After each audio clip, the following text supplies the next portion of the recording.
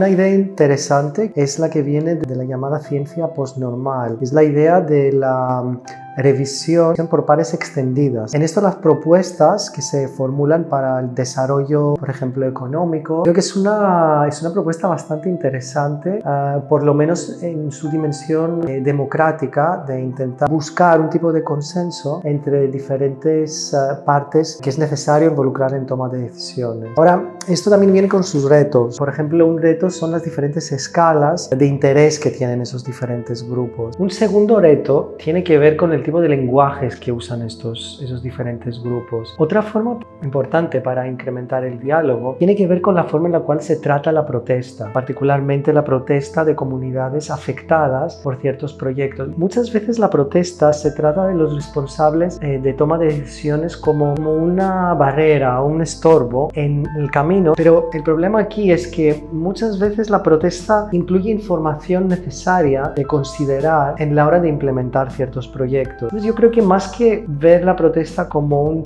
problema en la hora de implementar políticas, la protesta hay que verla como algún tipo de feedback, algún tipo de indicación hacia de cuáles pueden ser unos límites que no han sido considerados. En este sentido, también hay que apuntar que en temas ambientales en particular hay formas bastante agresivas de tratar la protesta. Aquí podemos pensar en la cantidad de activistas ambientales que acaban siendo asesinados anualmente en varias partes del mundo. Pero incluso podemos pensar más cerca de casa, particularmente en Europa, que últimamente ciertas formas de protesta respecto al cambio climático están siendo legalizadas, penalizadas de alguna forma. Y esto genera bastante controversia, y también dentro del campo de la bibliografía científica relevante hay debates muy interesantes acerca de los límites de la protesta y de formas de expresión de la protesta y su contribución en la formulación de toma de decisiones públicas.